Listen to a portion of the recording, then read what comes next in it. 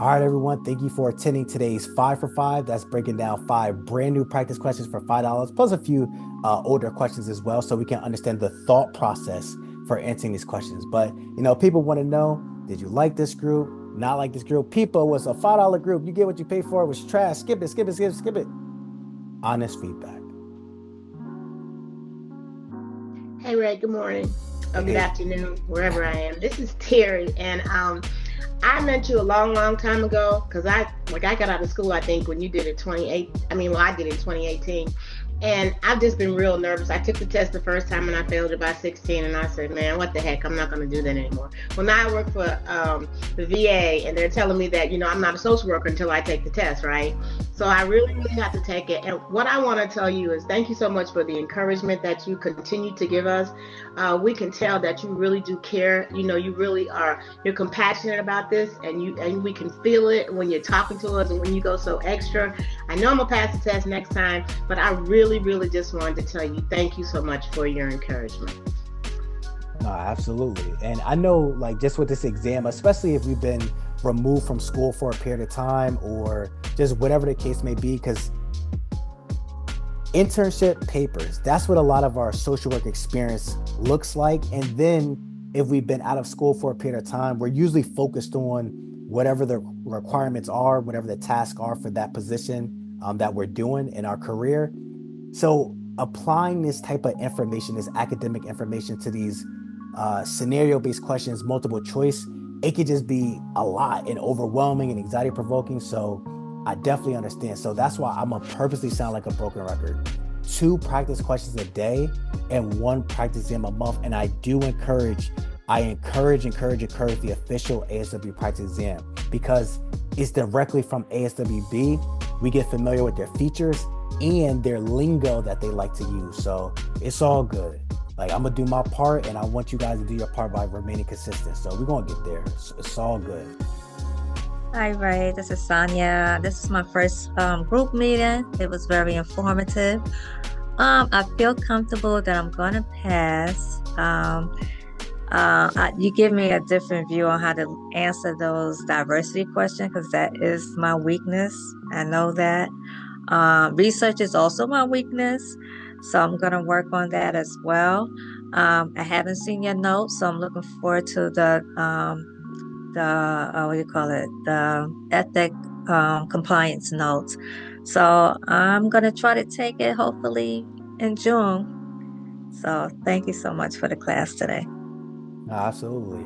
Glad you're here, and it's all good. I know with the notes, I try to condense the information as much as possible to give you what you need. Where, remember, with the questions, they're not giving us all of this information. Like, whether we're talking about the recall questions or even with the scenario-based questions, a lot of the questions staying in ASWB compliance, a lot of the questions have been more 1 to 3 sentences long versus I got a bunch of 6, 7, 8 sentence long questions and whatnot.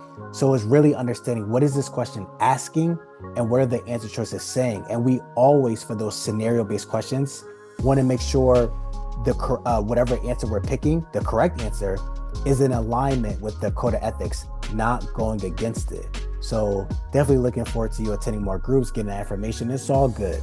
2 practice questions a day and 1 practice exam a month. So it's all good. And when you pass, let us know so we can celebrate you. Will do. Thank you. Mhm. Hi, Ray.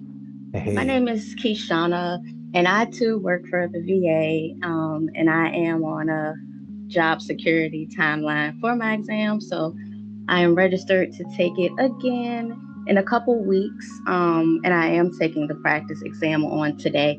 I got hooked in with you probably about like a couple of days before I took my exam the first time, which was the end of February, and I missed it by 7 questions. I really appreciate your patience and just your ability to not judge us, regardless of the questions we ask, and really providing some good questions because they do remind me a lot of the exam, especially when it comes to the first, next, and most. And I think that was the area that I could grow the most in. So I'm just very appreciative for the opportunity, and I'm going to keep, signing in for all of your groups and following the guidelines and just trusting in myself, regardless of what my job standards are. So I really appreciate you. No, absolutely. And again, when I say like it's a different way of thinking, don't just take my word for it. It's what was my schooling like? What was my social work journey like when I was in school? Internship, papers. I don't recall too many multiple choice style classes and whatnot where it's like, oh yeah, we're learning how to apply Eric Erickson to this situation or apply this ethical principle to this multiple choice scenario based question, right? It's a different way of thinking. So that's why I say show ourselves grace. It's all good. And sometimes it really is just, hey, I know you're looking at it this way, but try looking at it this way just to see what is the question actually asking, because all this social work and everything aside, the exam is asking us questions, just like if a person is asking us questions. So we always want to make sure that we're answering what the question is asking. Is it talking about prioritizing something first? Is it talking about prioritizing something next? Is it talking about the best overall option for this given scenario? Or is it talking about the most appropriate, the most effective, or whatever that word is after the word most for this given scenario? We always fundamentally want to lock in with that.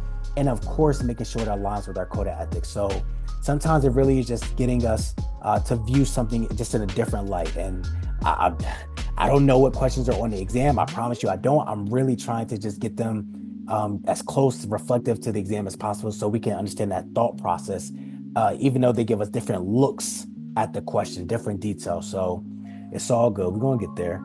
It's all good.